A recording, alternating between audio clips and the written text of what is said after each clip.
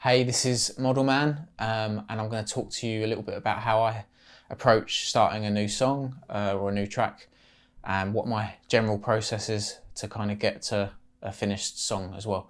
So for the most part, I start on the piano over here. So this is my little corner where I just spend a bit of time mainly just improvising and just jamming. So I just try and record whenever I'm improvising, because you just never know like what might come out, and you know, sometimes you forget as well. You forget like, oh, what was that I just did? So like for example, with one of the tracks from my upcoming album, which is called Arms, which is actually out as well. So I started with this sort of these chords on the piano, which goes something like this.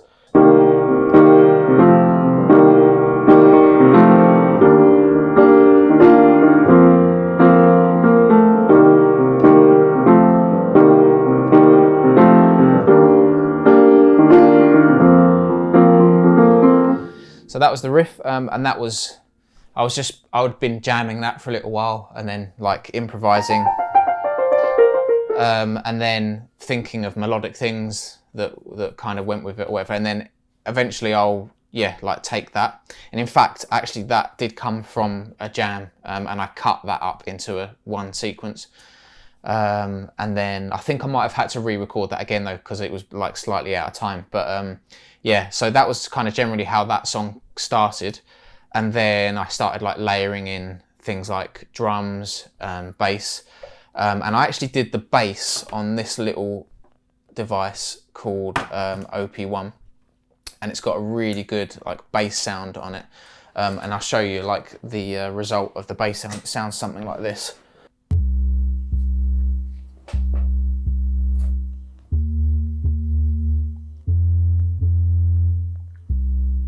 So it's basically a sub, and it's got a few like overtones as well to it to sort of like cut through. But with the track, it sounds like this.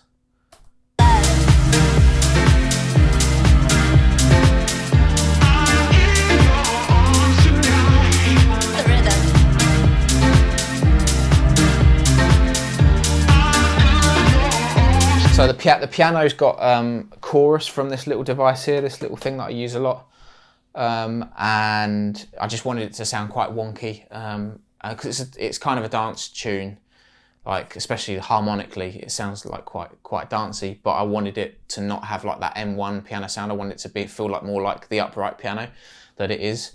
So yeah, I kind of like accentuated the chorus and just the kind of craziness of it, and it's a difficult one because it's really hard to work with upright pianos, and they're a nightmare to record.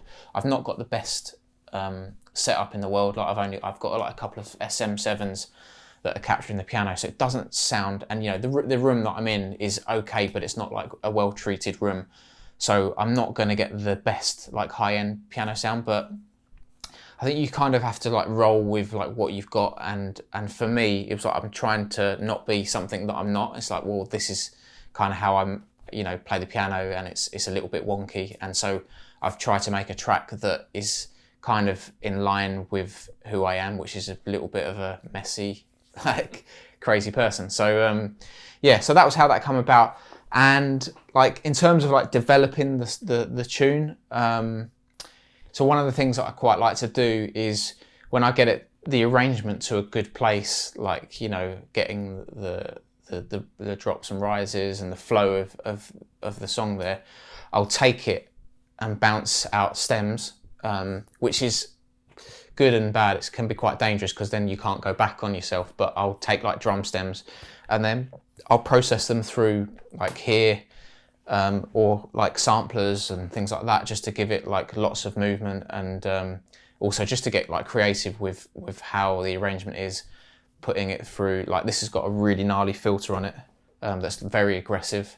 And then I've got a lot of like live patches that I've made up, like groups that I've constructed, so I can basically like almost play the song live in a way, and then record it in real time, apply effects and whatever else. So that's how I get like the finished result, is to give it as much of a live energy as possible. And yeah, have your equipment throw stuff back at you, so it feels like you can be spontaneous and in the moment, and like, you know, kind of make it feel like alive, I guess.